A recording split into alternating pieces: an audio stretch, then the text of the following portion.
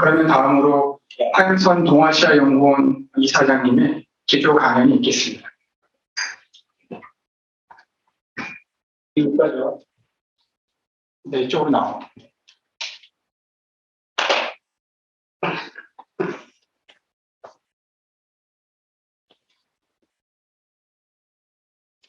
국내에서 평화연구를 하시는 대표적인 여러 선생님들을 모처럼 일망타진해서 뵙게 돼서 대단히 감사하게 생각합니다.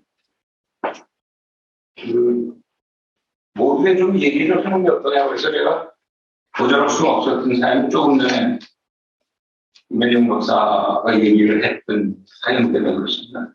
지난번 제주평화연구원이 매년 가장 큰 사업의 하나로 국제 토론을 하면서 지구적으로 평화 문제를 다루는 대표적인 연구소로 스톡홀름에 있는 시프리와 오슬로에 있는 프리오 원장 소장들을 뭐 일부는 중이고 일부는 길다 가지고 또 이 글로벌 포럼으로 대표적인 것이 1월에 열리는 낮에 포럼, 11월에 열리는 파리 피스포럼.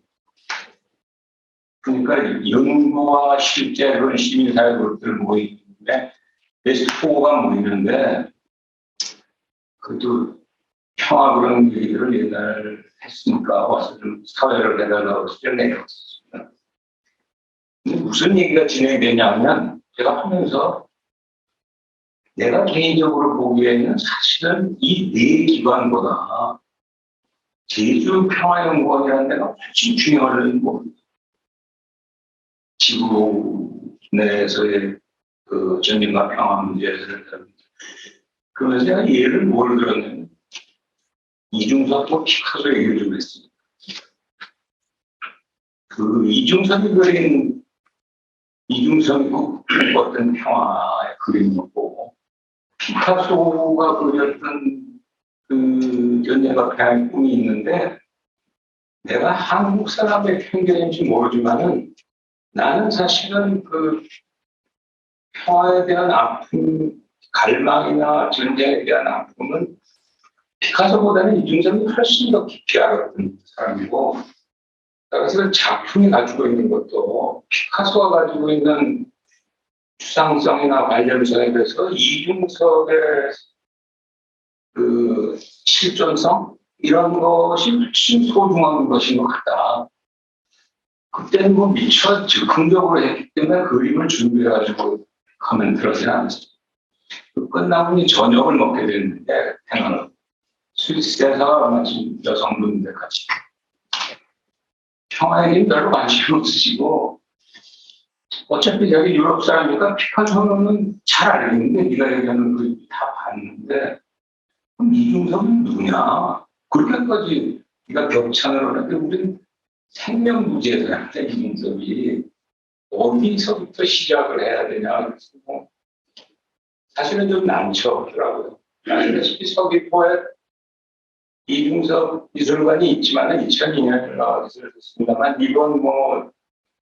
이건희 컬렉션이 그 기증도 했습니다만 가보면 대부분은 그 오리지널보다는 모자리 그 카피이죠. 지금 오늘 설명하려고 하는 저 소위포의 환상이라고 보는 것도 걸려있는 것은 오리지널은 미움이 있습니다. 안남동에. 이건 프린트고 제 개인적인 얘기를 하면 처음 저 그림을 미움에서 본 건 아니고 제주도 왔다가 소위포에서 깨었던 회의를 보면 그 회의는 별로 즐기지 않습니다. 그리고 회의를 통해서 내가 무슨 많은 것을 얻어서 새로운 글을 쓰거나 생각을 하게 되는 경우는 국내회의나 국제회의나 거의 없습니다. 뭐 오늘 회의는 예외가 되리라고 생각합니다만은 그래서 끝나고 서귀포에서 회의가 끝나고 지쳐서 그 이중섭 미술관 갔다가 저 모자 저 그리고 제가 굉장히 놀랐던 거는 저한테는 왜 평화의 그림이었어요. 근데 전혀 백그라운드가 별로 없어요. 제가 뭐 미술을 전공하잖아요.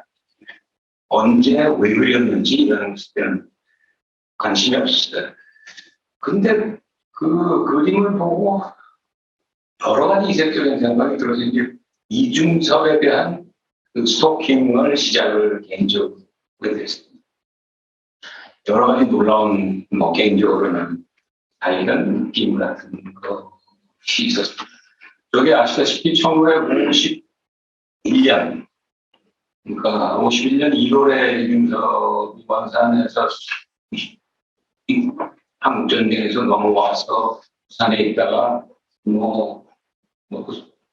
난처한 상황 속에서 그나마 제주도가 낫지 않나 해서 넘어와서 12개월 정도 서귀포에서 지내니 그때 그렸던 작품이 하나입니다.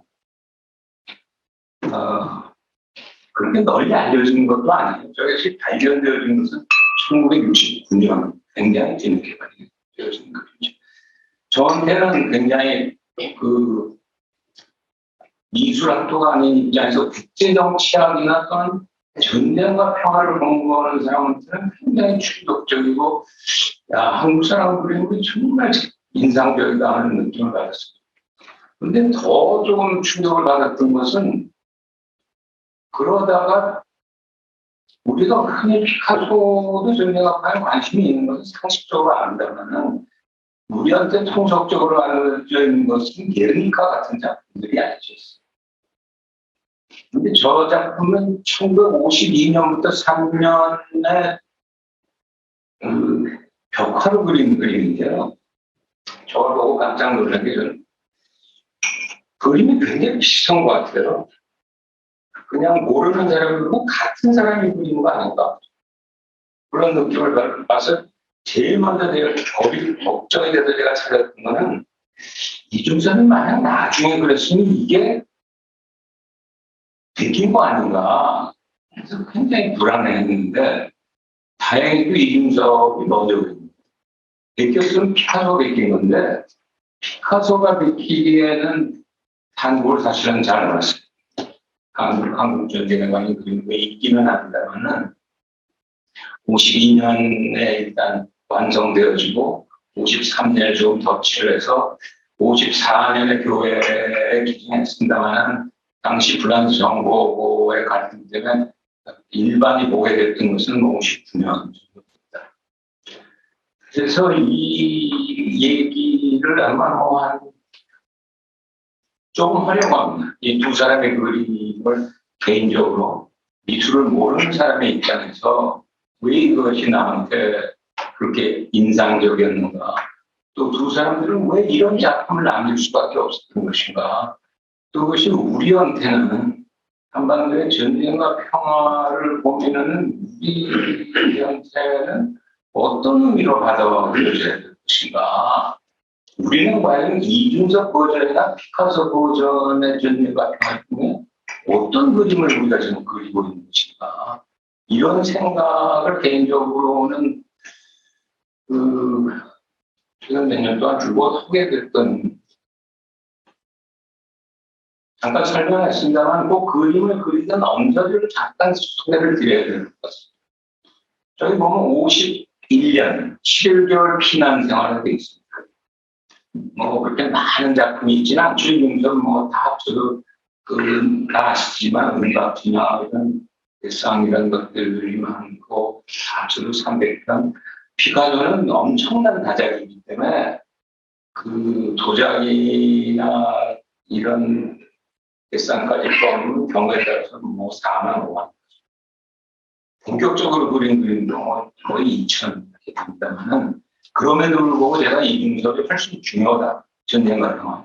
전 세계적으로는 아무도 안 알려지겠지만 제주평화연구원을 시프리나 프리오만큼 아는 사람이 아무도 없지만 제가 언젠가는 제주평화연구원이 훨씬 더 중요한 연구가 될 수밖에 없다는 얘기를 하는 이유도 이제 잠깐 설명드리려고 하는 이유였습니다. 보시다시피 이후 평남 평안에서 태어나서 굉장히 부잣집에서 태어나서 일본 유학을 5년 가까이 했고, 우리 국내에 알려져 있는 건 그 가족사가 굉장히 드라마틱, 헤어지고 이런 것들만 그렇게 많이 소개되어 있습니다만, 전쟁과 평화사에서 봐도 굉장히 기구한 삶입니다. 넘어오기 직전까지 보면 45년부터 50년. 해방이 되고, 미술계도 전형적으로 좌우로 나뉘죠. 이중섭은 엄밀한 의미의 좌도 아니고 엄밀한 의미의 우도 아닌 위치에 있습니다. 따라서 이중섭의 그림들, 오늘날 우리가 흔히 보는 황소라든지 이런 그림들 자체도 당시의 북쪽의 사회주의 리얼리즘의 시각에서는 그렇게 탐탁지 않게 생각하는 부분이 있었습니다. 그림을 조금 더 전투적으로 그려야 됩니다. 그렇다고 해서 이중섭이 우에 속하는 사람도 아니었습니다. 그런데 보시다시피 이제 50년 조선조약 예술동맹이나 또는 저런 것들은 하죠. 하긴 합니다만은 월남을 하게 됩니다. 월남을 해서 서귀포로 오는데 아시다시피 굉장히 그림 그리는 거에 문했던 사람이기 때문에 간신히 11개월의 진도 사람을 하고 대책이 없기 때문에 다시 부산으로 돌아가 52년 먹여 살릴 길이 없어서 그 유명한 와이프 이남덕과 원산에서 낳은 두 애는 일본으로 보내게 되고 본인이 한 4, 5년 더 살다가 세상을 떠나게 됩니다. 따라서 이중섭이 겪었던 삶이라고 하는 것은 단순히 추상으로서의 전쟁과 평화 또는 관념으로서의 전쟁과 평화가 아니고 작게는 자기 자신 또는 조금 크게는 자기 가족 더 떠나서는 원래 고향인 평안이나 원산 또는 부산, 서귀포, 나중에 일부 활동을 했던 통영이나 이런 것들이 갈갈이 찢어진 형태로 보이는 삶을 살다가 결국 떠나게 되는 것인데 따라서 이 사람이 봤던 것은 한국전쟁의 아픈 양면을 다 보고 있습니다. 북한이 가지고 있는 어두운 면과 한국이 가지고 있는 어두운 면을 다 보고 있었고 더더구나 서귀포에 있었기 때문에 4.3이라고 하는 것에 대한 상황의 전개를 불가피하게 모르고 그림을 그릴 수는 없었던 상황에서 그림을 그리게 됩니다. 대비적으로 피카소의 경우는 어떠냐. 원래 20세기에 나온 최대 천재가가 있기 때문에 굉장히 일찍부터 천재성이 뛰어났기 때문에 초기에 좀 고생을 하면은 어느 시기를 지나면 잘 풀리게 됩니다. 소위 말하는 청색 시대를 지나서 장밋빛 분홍 시대쯤 넘어오는 이름이 알려지게 되고 전쟁과 평화에서는 37년의 개미가 작품이라고 하는 충분 전 세계의 전쟁과 평화의 대표라고 부른다.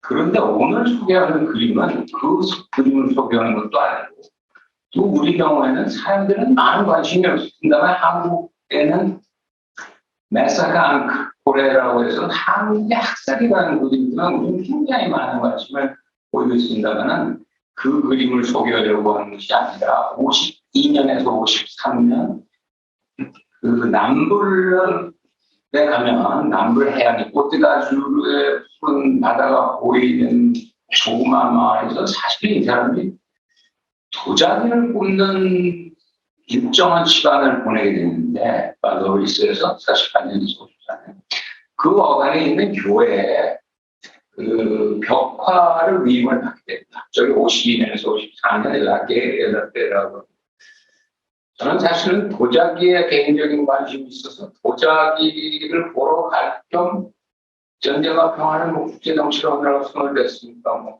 같이 구경을 할 수 있는 기회, 안보를 위해 기회가 있었는데 그렇게 해서 그린 그림집 좀 보시면서 조금 더 이게 거기 가면 뭐 기회가 나시면은 우리는 이제 까느니스만 그 익숙하게 알고 있습니다만은 까느니스에서 조금 이 서쪽으로 따라 내려오면은 조금 전에 말씀드린 말로리스라고 조그마한 마을이 나타나게 됩니다. 피카소에 있어서는 10년의 세월이 거기서 있었기 때문에 굉장히 중요한 마을이죠. 들어가면 이 교회 안으로 들어가게 되면 벽의 왼쪽이 전쟁이고 오른쪽이 평화를 그립니다. 이 그림이 탄생하기까지는 약간의 피카소를 알 필요가 있습니다. 피카소에 관한 책이 이미 단행본이 1000권을 넘어갑니다. 제가 뭐 전공자도 아닌데 1000권의 책을 읽을 수는 없지만은 전쟁과 평화에 관심에서는 오늘하고 제가 들여다보는 따라서 상대적으로 국제정책 공부는 안 해줘요.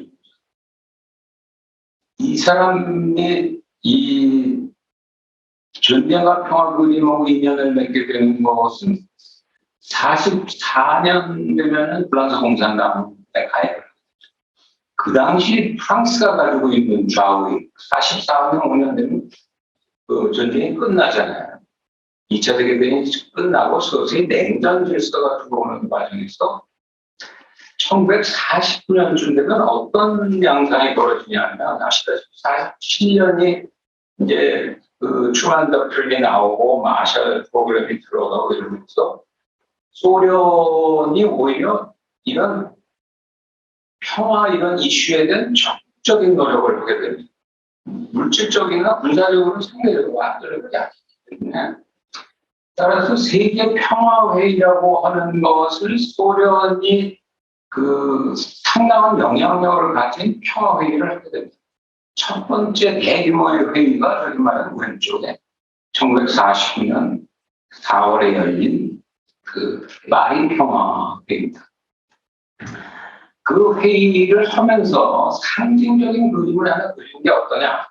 그래가지고 당시에 피카소는 사회주의보다는 뭐 전쟁이 끝나는 과정에서 우파를 들어가기보다는 당시 프랑스 좌파들이 원칙적으로 파시즘이나 나치즘의 투쟁에서는 더 연관성이 있지 않나 이렇게 생각해서 그 상대적으로 정치적인 그 색채를 가지고 있지는 않았습니다. 근데 뭐 워낙 이미 저 때는 나이가 70이 다된 세계적인 대가이기 때문에 굉장히 적극적인 노력들을 주변에서 해가지고 그래서 작품을 하나 상징적인 걸 그리려고 해서 저 이제 마티스가 그 선물로 보내준 비둘기를 그리는 것이 채택이 됐습니다. 그 이후에 피카소의 이 비둘기는 전 세계적으로 유명해져가지고 전 세계 주목을 받게 되고 그 다음에 그린 50년 12월에 샤필드에서 회의에서 그린 거는 정말 유명하죠. 저 비둘기라고는 그림은 도처에서 우리가 구해볼 수 있는 것입니다. 재미난 에피소드가 있습니다. 1949년 4월에 남한 참석을 안 했지만 북한은 저 평화회의에 참석했었습니다. 대표가 한철회였습니다. 한국을 대표하는 소설가였던 국가부 교수하고도 내가 그 얘기를 했잖아요. 왜냐하면 국가부 교수가 한국의 북한에서의 평화 개념사 이런 관심이 있다고 했었는데 4월이면 어느 때냐면 1949년 3월에 김일성이 스탈린하고 한국전쟁 얘기를 하던데 문서가 없을 때는 안 했다고 그랬었는데 이제 문서가 드러나니까 이게 그때도 김일성 경우는 스탈린한테 해방전쟁을 할 수밖에 없다고. 그러니까 역사의 아이러니가 또는 한반도에서의 전쟁과 평화가 얼마나 어려운 것인가 이런가 하는 것을 보여주는 것인데 바로 스탈린과 김일성이 해방전쟁을 얘기하는 그 시점에 한설야는 피카소가 참석하고 있는 저 회의에서 평화를 얘기하게 됩니다. 그래서 내가 국가부 교수 두 편 다 써라. 한쪽만 쓰지 말고. 한설의 얘기와 김일성의 얘기를. 근데 차마 그렇게 쓰긴 좀 어려운 것 같이 생각을 하는 것 같았던 인상을 받았습니다만, 여하간 그러면 그렇게 해서 끝났냐? 피카소의 끝나진 않았습니다. 무리하고 악연이라고 부르는 소위 국내에서 피카소라는 이름의 그림 이런 연관된 것들이 모두 방공법에 걸리게 되는 것은 피카소가 프랑스 공산당의 평생을 들었었다고 하는 것은 잘 모르는데도 저 그림 때문입니다. 1951년 1월이죠.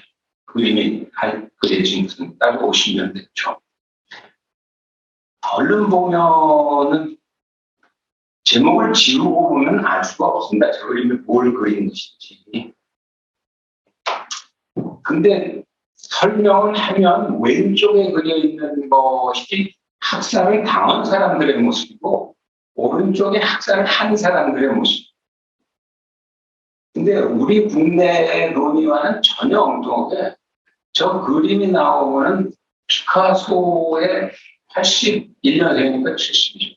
만 70인데 감히 피카소의 그림에 대해서 코멘트를 할 수 없음에도 불구하고 저 그림은 좌우로부터 맹폭을 받게 됩니다.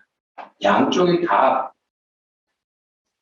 사회주의 리얼리즘에서는 두 가지를 걸어서 이것은 잘못 그린 것이다. 제목에 맞춰요. 왜? 첫 번째로는 오른쪽에 있는 것을 보고는 아무도 저것을 미제국주의라고 상상할 사람이 아무도 없죠. 그러면 원래 이 평화회의는 미제국주의를 응징하기 위해서 하는 목적에 위배된다고 하는 잘못 그렸다고. 피카소 입장에서는 저는 이렇게 봐요. 저것을 보면 오른쪽에 보면 반은 21세기적인 무장을 하고 있습니다. 1950년대 무장 시스템이 아니에요. 반은 중세 때 무기를 들고 있어요. 아마도 피카소는 보다 보편적인 전쟁에 가지고 있는 비극성, 이런 것을 시간을 넘어선 보편성을 위해서 띄운 것 같은데, 아메리칸 임페리얼리즘은 사실 아니에요. 왼쪽은 누구냐? 저게 누구냐고 하는 것도 저걸 봐가지고는 알 수가 없다. 한국 사람 같이 생기지가 않고, 여자 사람들이. 우리 국내는 굉장히 엉뚱한 게, 저게 신천 학살을 그린 것이다. 근데 피카소를 자세히 들여다 보면, 신천 학살이 전해진 것은 1950년 10월 어기입니다만은 피카소가 저 그림을 완성할 때까지 신천 학살이라고 하는 것은 알지 못하고 그린데. 따라서 정말 조심스럽게 우리가 다뤄야 될 문제라고 생각을 하는데, 저거는 왜 지적을 받냐면은, 사회주의 리얼리즘에서는 아픔을 겪는 자들의 비극성을 강조하면 안 돼요. 투쟁성이 강조돼야 된다. 용맹하게 일어나는 제국주의에 대해서 투쟁을 불사하는 그림이 그려져야 되는데, 저 모습이 너무 비극적인 면이 너무 강조돼요. 보시다시피 저 맨 밑에 보면 어린애가 자기 어머니를 갈급하게 붙잡고 있는 모습이나 이런 것들이 또 시간적으로도 굉장히 추상적인, 또 공간적으로도 저게 코리안이라고는 상상할 수가 없는. 피카소는 시공을 넘어선 의미의 전쟁의 비극을 또는 전쟁의 혐오스러움 같은 것을 강조하려고 그렸던 그림이죠. 옆에 그것에 비해서 게르니카가 문외한으로서 피카소의 그림 중에 세계 제일 유명한 게르니카가 저는 상대적으로는 추상성으로부터 보다 실존적인 평화 그림으로 성공했다고 생각하는 것은 어쩌면 저것이 스페인이라고 하는 게르니카라고 하는 그 피카소한테 더 절실하게 와 닿지 않았는가. 따라서 폭력에 가지고 가져오는 비극성 또는 참담성을 저렇게 리얼하게 표현할 수 있는 것인가. 소위 말하는 뭐 어려운 인체주의적인 시각에서 리얼하지 않은데 정말 보다도 리얼한 그림의 성공. 그것에 대해서 코리아는 한국의 대학사는 사실은 성공작이라고 얘기가 되죠. 피카소 입장에서는 기분이 썩 좋지 않았죠. 중간에 잠깐 잘라서 이중섭으로 돌아가면 이중섭이 납힌 뭐 몇십 편의 작품이 있습니다만 서귀포에서 그 중에 이제 대표적인 게 석섬이 보이는 풍경과 서귀포의 환상. 서귀포의 환상이라는 제목은 누가 붙였는지 지금 모릅니다. 1969년에 저 그림을 이중섭의 그 고향 친구였던 구상 시인이 제주도에 왔다가 남아있는 그림들이 있다는 풍문을 듣고 수소문을 하다가 여기저기 수소문을 하다가 이중섭이 당시에 신세를 졌던 양조장 주인이자 이 배도가 있어가지고 부산까지 배도 태워주고 하는 도움을 주었던 강이명이라는 사람이 네 편의 작품을 가지고 있다고 해서 만났는데 네 편을 가지고 있는 중에 팔으라고 부산이 그랬더니 이걸 뭐 팔기까지 하겠냐고 그 중에 한 편을 드리겠다. 그게 저겁니다. 모르죠. 그 집안에서 왜 그러냐면 지금 황소 같은 거는 한 5, 6년 전에 이미 50억이 넘었어요. 그 작품 가격이. 황소만 해도 여러 마리잖아요. 저건 딱 한 작품이기 때문에 아마도 지금 시가라면 100억은 줘야 살 수 있을는지 모를 정도의 그 중요한 그림이었죠. 근데 제가 저 그림을 보고 굉장히 인상적인 건 두 가지인데 우리가 바라다 보면 세 가지가 보입니다. 하나는 애들 아니에요. 평화고 그런 건. 전 제목은 잘못됐다고 생각합니다. 저는 그냥 제목을 붙이면 서귀포의 평화라고 부르는 것이 맞다고 생각을 합니다. 그 실향민의 바다라고 하는 제목으로 한동안 그 서귀포 실향민의 바다라는 제목으로 또 돌아다니다가 결국 서귀포의 환상이 되었습니다만 저는 환상이라고 생각하지 않습니다. 그 서귀포 왜 제주도 사람이 아니기 때문에 저 그림이 그려진 그 곳을 그냥 간접적으로 가서 들여다보게 되는데 지금 갤러리가 있는 데서 이쪽 섭섭이 보이는 쪽을 바라다 보면 근데 저기가 사실은 굉장히 비극적인 장소. 요즘 가면은 저 앞에 있는 섭섬에서 이쪽 해안가로 오면은 저희가 최근에 4.3 유적지로 이제 최근에 등록이 됐습니다. 왜 그러냐면 1948년 4.3이 나고 그게 겨울쯤 저 해안에서 그 도민들이 집단적으로 죽음을 당할 수밖에 없었던 해안이 바로 저 바닷가입니다. 물어보지 않아서 잘 모른다마는 이중섭은 이미 50일 전에 여기 왔을 때 그 북한에서 겪었던 사회주의가 이중섭이 생각하는 사회주의가 아니라는 것도 알고 있었고 또 넘어오면서 정쟁과 평화라는 것이 가장 사랑하는 자식과 와이프를 일본으로 보낼 수밖에 없기 직전의 삶에서 여기 오고 왔기 때문에 굉장히 참담한 속에서 바라보고 있었던 그 풍경임에도 불구하고 반대로 그림은 굉장히 반대로 그리게 된 겁니다.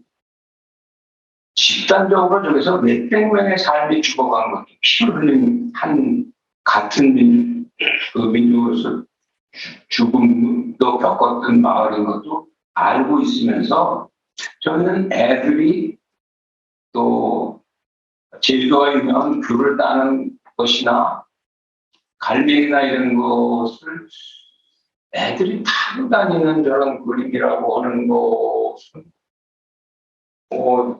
잘 모르겠습니다만 국내적으로도 저런 그림을 찾기가 대단히 어렵고 국제적으로도 저런 그림을 찾기는 대단히 어렵다.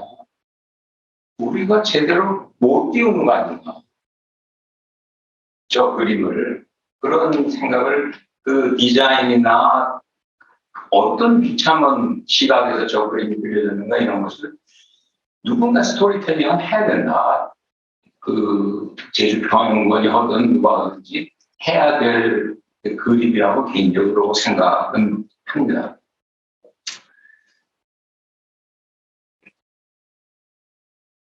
이건 많이 알려져 있지 않습니다만 그래서 제가 이제 스토킹을 하다 보니까 이중섭이 이거 말고는 그린 게 없을까 전년 같은 거.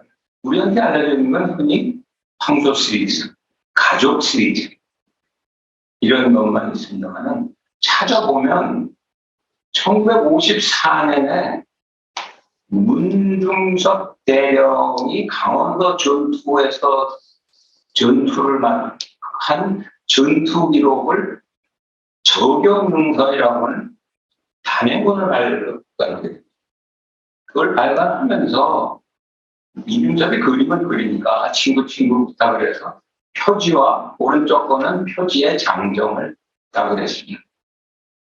처음에는 표지를 저 오른쪽 거를 씌우려고 했습니다.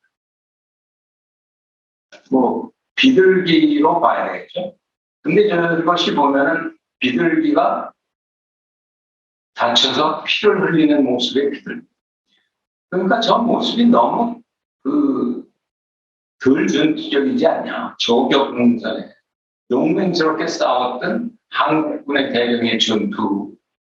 그래서 새로 그린 것이 왼쪽에 칼든 병사라고 하는 것이 결국은 채택이 되어져서 하나는 비둘기고 하나는 이 왼쪽 그림은 사실은 그리스 신화에 나오는 것이 이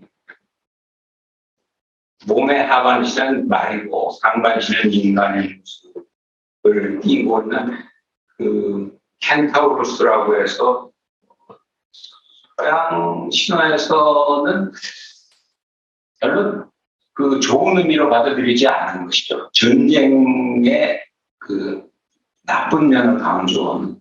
그래도 저게 당시 그 안목으로 실제 치를 내는 그림자는 훨씬 전투적이지 않냐. 투쟁 모습이 용감하지 않냐 해서 저게 그림으로 만들어졌는데 재미있는 것은 저런 그림들이 그리고 있는 테마들이 비슷비슷해요.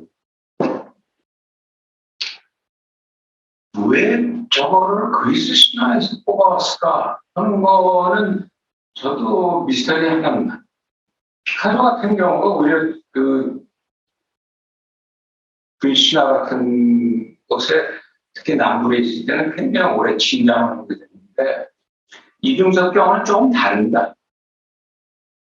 전 저 문구를 좋아해서 54년 9월이면 이제 가족들은 도쿄에 살고 있고 본인이 병나기 직전 본격적으로 이제 정신병원을 나들기 직전에 쓴 글인데 우리가 생각했던 것하고는 굉장히 다른 생각으로 있습니다.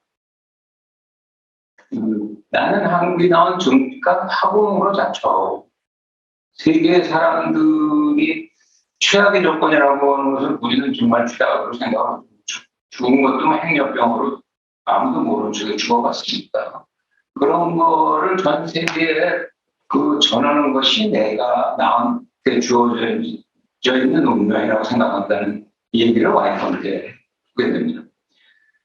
근데 남긴 것 중에 쓴 건 아닌데 원산에 있을 40년부터 50년에 그 제자였던 김영환이 나중에 스승 이중섭이 했던 말들을 정리해서 남긴 글이 있습니다. 굉장히 흥미로운 글이에요. 자기 선생님이 자기한테 강조한 것은 첫 번째는 그림의 출발은 조상의 슬비에서 찾아라. 소위 그 한국화 또는 동양화가 가지고 있는 서화 인류의 종합 예술 형식하고 고려 청자의 조형적 달관이 결국 우리 그림의 출발일 수밖에 없다. 그런 얘기를 굉장히 강조해요. 말로만 그랬던 것이 아니고 아까 말한 그 서귀포의 평화에 나온 애들이 어디서 온 거냐. 피카소가 가장 전쟁과 평화를 그리스 신화에서 보았다고 하면 그 그림 자체는 고려 청자에 나오는 애들의 그림이에요. 당시에 우리 국립박물관에 있었던 분의 회고록이 있어요. 아침에 와서 밤에 나갔다는 거예요. 매일. 이중선. 매일 보는 거야. 매일 고려 청자를 들여다보고 그 애들 그림, 그 원숭이처럼 나뭇잎 타고 건너뛰고 이런 것들. 그러니까 그걸 그냥 재현한 그림이죠.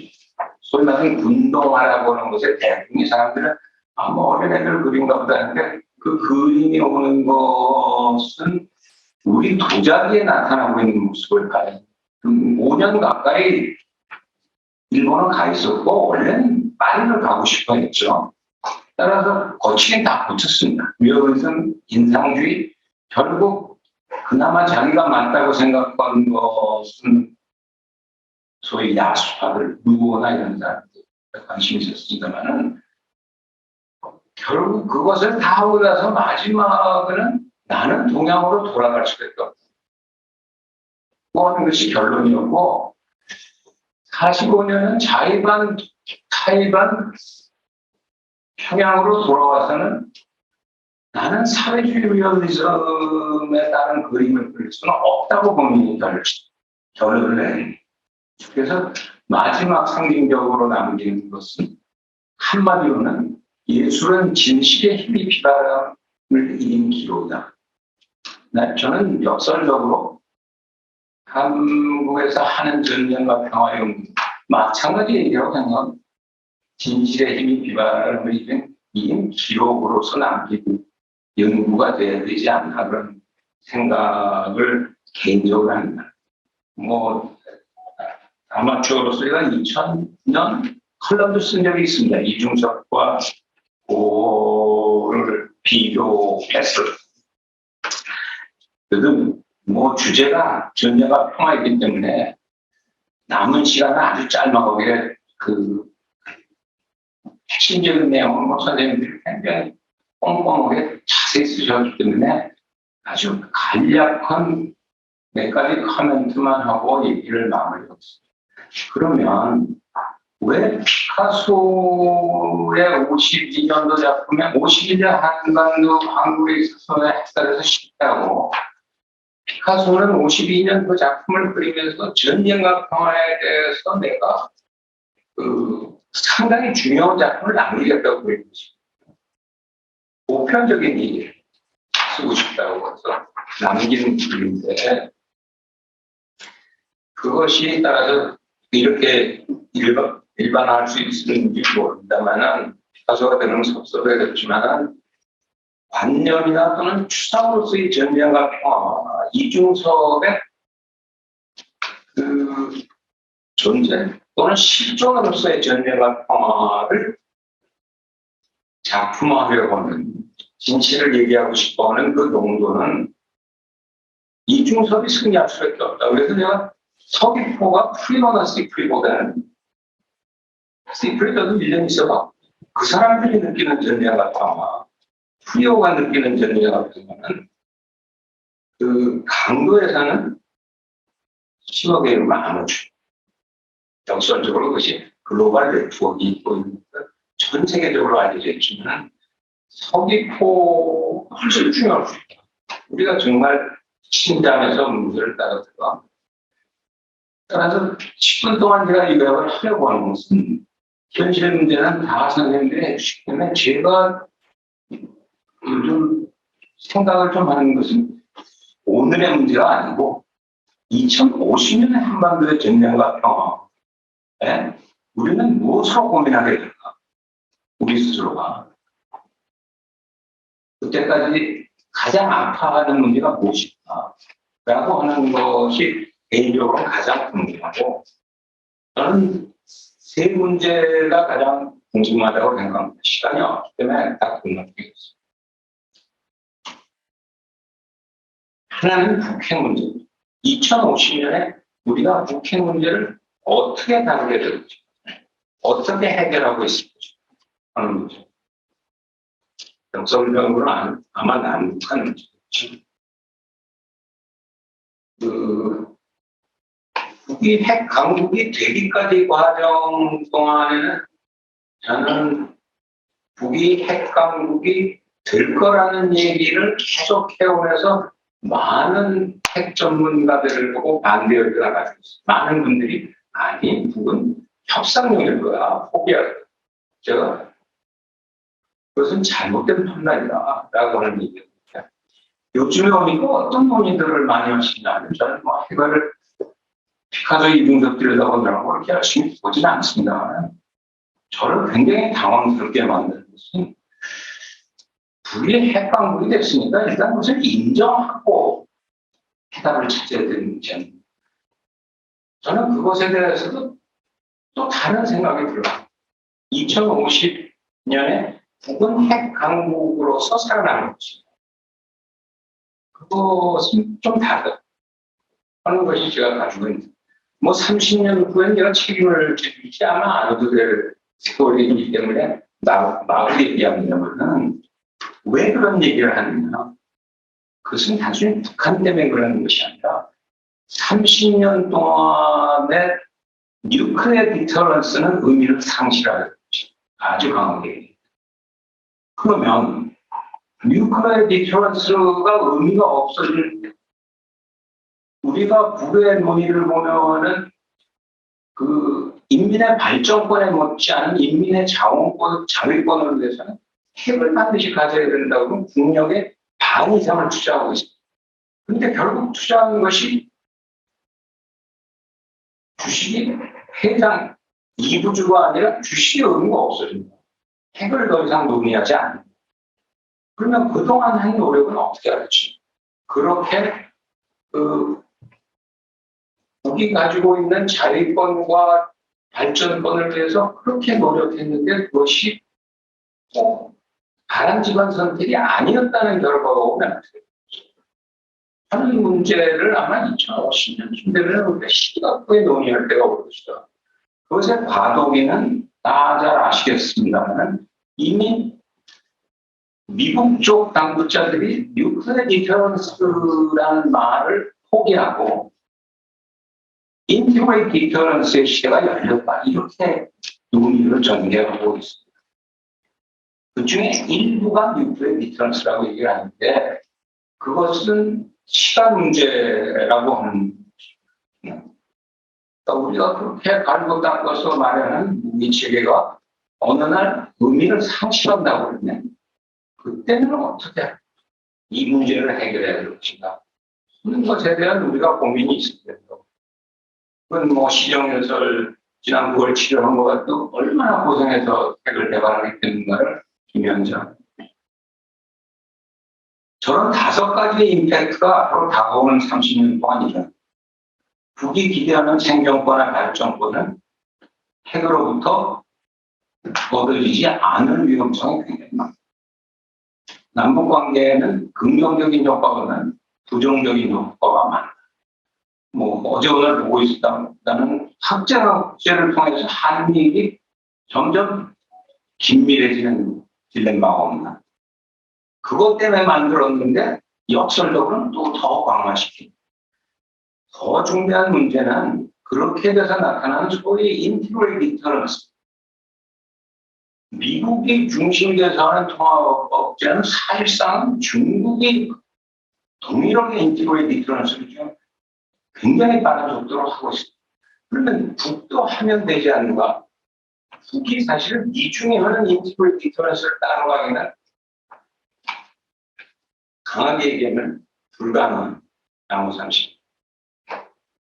또 마지막 비극은 한국과 일본도 핵을 가져야 되지 않느냐고 하는 비극적인 나라도 약간 커져가고 있는 것도 사실. 왜 그렇게 고심해서 만들어서 드디어 자위권을 확보했다는데 당신은 없다고 그러냐. 이거는 뭐 간헐적으로 제가 소개한 적이 있습니다만 인티그리티 디터런스의 전형적인 표현인데 이미 5년 전 인터넷 시큐리티의 저 젊은 교수들이 국방부 자료를 가지고 쓴 것이면 그 무인 항공 체계를 가지고 찍은 사진인데 왼쪽 것과 오른쪽의 차이는 왼쪽에서부터 오른쪽으로 바뀐 것은 기술 혁신에 따라서 전에는 찍어도 상당한 부분이 안 찍혔다는 거예요. 검은 부분. 근데 이미 5년 전부터도 거의 다 드러난 거예요. 바꿔서 얘기하면 지금 현재 또는 다가오는 30년 동안은 사실은 남이나 북이나 모두 발가벗고 있는 상황에서 정치 군사적인 작동들이 진행된다고 얘기할 수 있고 저도 5년 전 그 페이퍼입니다만 우리는 국내 논의에 이게 평양 상권에 서울 상권에 행보가 터지면 어떻게 될지 북의 전술핵이 만약 터지면 어떻게 될지 모르겠습니다만 저 왼쪽 것은 WA 88 뉴클레어 헤드 얘기입니다. 저거는 10년 전 일입니다. 평양을 때리면 히로시마 후쿠오카까지 낙지입니다. B-61, 5년 전 놈이고 최근 작년 근년 내에 걸쳐서 미국의 전술핵은 다 B-62-12로 다 바뀌고 있습니다. B-61-12의 경우는 사실은 정확도나 파괴력으로 보면은 핵 문제를 논의하는 최종 결정권자만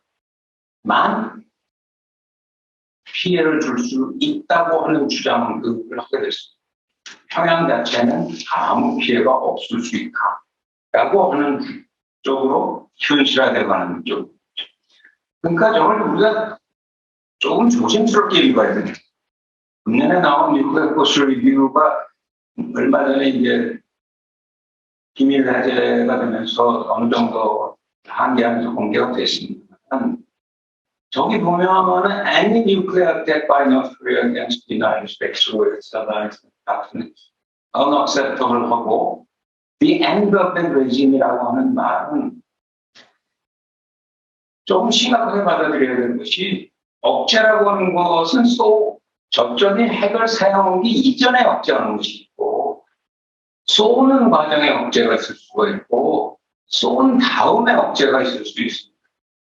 근데 저기 테일러드 뉴클리어 디터런스를 얘기하면서 북한에 맞는 테일러드는 미국이 어떤 생각을 하고 있는가 하면 저 사람들은 북은 흔히 핵 전략에서는 공격 타겟 분석을 하는 경우에 전문 용어로 되면 소위 카운터 포스와 카운터 밸류로 나눕니다. 군사 목표를 때릴 것이냐 민간 목표를 산업 시설을 때릴 것이냐. 테일러드라고 하는 얘기는 미국 친구들이 이미 북의 독특한 체제를 알기 때문에 북은 힘을 때려야 된다고 생각합니다. 그러니까 북이 전술핵으로 그냥 남한을 공격을 한다고 하는 건데 그럼 남한은 슈퍼가 되겠죠. 그것을 쓴 이유는 그것을 누른 사람을 반드시 핀포인트로 없앨 수 있으니까 그걸 가보면 때려라. 이 얘기를 말은 전달을 합니다. 그러면 사실은 북의 입장에서는 굉장히 복잡한 얘기죠. 저 얘기가 가지는 뉘앙스는. 시간이 별로 없어서 그러면서 제가 뭐 간접적으로 이렇게 최근 논의들을 보면 국내의 자주적 핵능력을 하냐 또 아니면 전술핵을 재배치하냐 아니면은 그 익스텐드 인터넷을 쓰냐 아니면은 핵을 인정하자 그리고 북한이 얘기하는 대로 핵 분출하자. 저는 네 개의 논의가 다 굉장히 피카소적인 얘기라고 생각합니다. 우리한테 필요한 것은 이중섭적인 그림이 필요한 것이 아닌가. 자주적 핵능력 여론이 그 여론은 여론조사가 다 잘못됐다고 생각합니다. 그 지문을 읽어보면은 북이 핵을 강국이 됐으니까 우리는 어떻게 합니까? 핵위협. 그렇게 물어보면 당연히 80% 나오죠. 그거에 대응해서 우리가 핵을 개발하는 경우에 여러 가지 부작용이 있다. 그 얘기까지 동시에 쓰고 여론조사는 굉장히 다르다. 구체적인 예로 한반도에서는 1970년대 박 대통령이 핵 개발을 시도했고 그 결과는 비극적인 결과였죠. 할 수도 없었어요. 경제 제재, 기술 제재, 안보 제재가 차곡차곡 다가왔기 때문에 눈물을 먹고 포기할 수 없고 또 하나의 큰 실험은 북한의 핵 개발. 핵 강국이 됐다고 하는 것을 중요하게 이렇게 강조합니다만 저는 오늘날 북이 세계 최빈의 위상을 벗어나지 못하는 것은 가장 중요한 요인은 북한의 핵무기 개발에 있다고 생각을 합니다. 어쩌면 역설적으로 보고 한국이 핵을 개발하지 않았기 때문에 오늘이 있는지도 몰라요.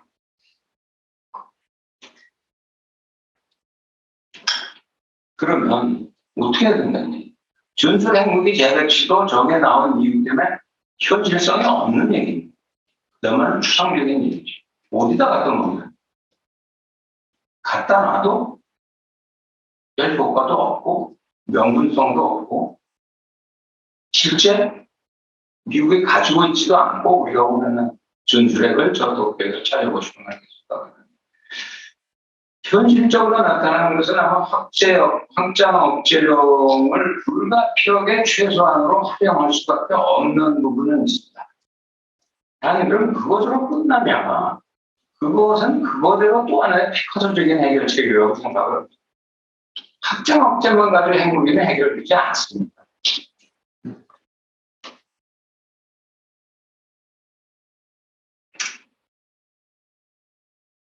그러나 필요함으로써 억제는 시켜야 되겠죠. 북 스스로가 8천만의 비극을 불러일으키지 않게 위해서 억제시킬 필요는 있겠죠. 제가 강조하는 것은 그것과 마찬가지로 북이 핵을 가지지 않은 비핵안보 보행국가 건설하기 위해서 우리가 어떻게 도울 수 있는 것이 하나는 아마 경제적인 차원에서 지원해 주셨고 또 하나는 국내에서는 전혀 도움은 안 되고 있습니다만 북한이 그런 핵을 빼고도 자신의 삶을 새롭게 구상할 수 있는 지식국가가 되기 위해서 우리가 무엇을 함께 고민할 수 있는 부분은 없을까? 그것이 아마 이중적인 평화 연구는 아닐까. 저는 조선 남북한 관계에 그렇게 생각합니다. 시간이 다 됐습니다만 한 5분만 더 쓰겠습니다. 제가 두 번째로 2050년에 우리가 배워야 할 문제는 뭐냐.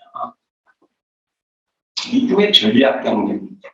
최근에 와서 이것이 뭐 굉장히 큰 문제로 받은 한반도의 전쟁 경우에 가장 중요한 문제 하나로 받고 있다면 이것이 다가오기 전에도 가령 제가 다녀하는 동안 그 동아시아 연구원이 강조했던 것은 미국, 중국을 따로따로 우리가 계속 얘기할 때 아니 그게 아니고 미중을 동시에 봐야 된다고 하는 얘기를 해왔습니다만은 지금 미중의 전략 경쟁 얘기를 하는 상황에서 제가 하는 얘기는 다른 얘기입니다.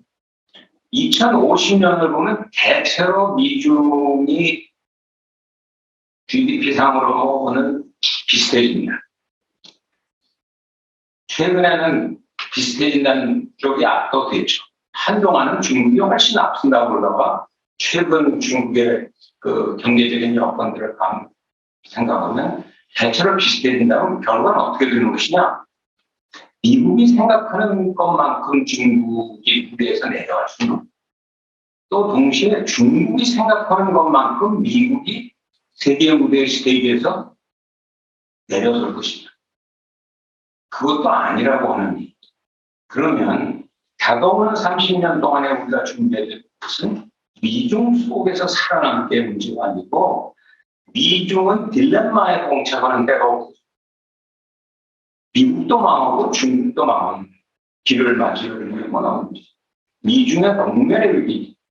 거기서부터 공생으로 탈출하는 것은 무엇일까 하는 논의의 시기를 우리는 빠르면 2050까지는 맞이할지 모르고 거기에 대해서 우리가 할 얘기가 무엇이 인태가 또는 뭐 한반도와 그 미중뿐만이 아니라 모두가 공생하는 것을 기회를 어디서 찾을 수 있는 것인가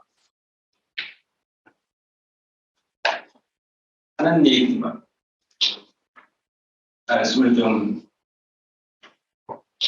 드리려고 했던 것이고 마지막에 1분만 쓰겠습니다. 따라서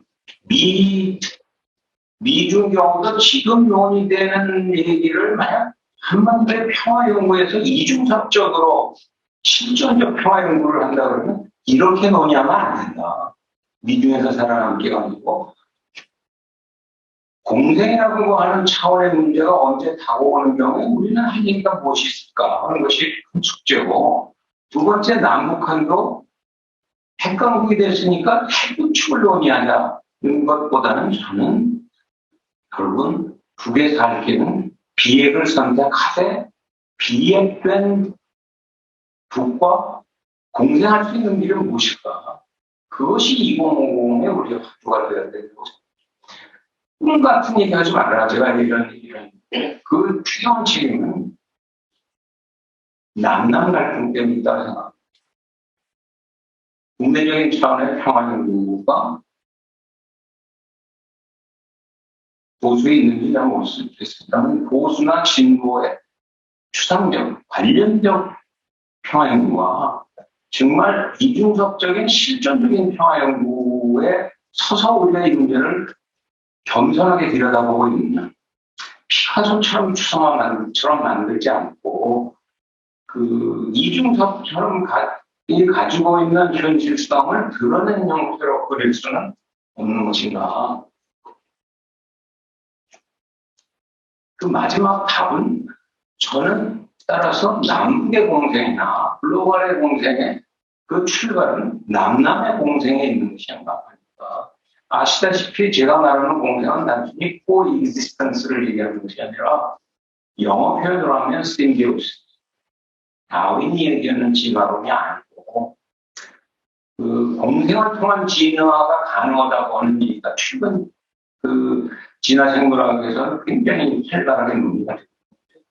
가장 핵심적인 것은 자생과 공동 진화를 거듭하게 할 수 있는 길이라고 제 생각에는 그 출발은 남남의 국내 차원에서의 공생의 길이 우선 마련되어져 있고 동시에 가장 중요한 것은 북한에서 공생 역량을 우리가 그것은 할 수가 없으니까 논의를 하자. 그런 하는 문제는 해결되지 않습니다. 남남의 공생 역량 강화와 마찬가지로 북한도 현재와 같은 혁명 통일에서부터 공생 통일로 갈 수 있는 새로운 모색이 필요로 하고 그것이 어우러져야 되고 그것이 동시에 주변에 그것이 미중일 수도 있고 보다 더 나은 지구 전체의 세계 공생 역량 강화와 어떻게 연결시켜 줄 것인가.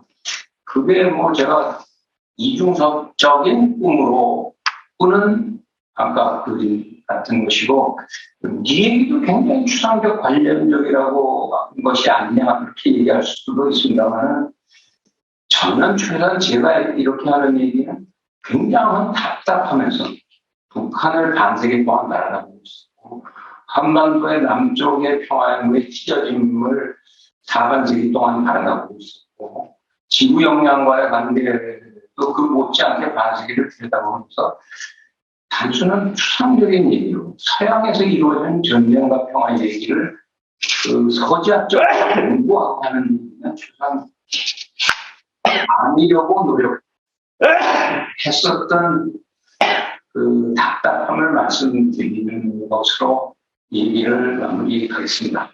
감사합니다.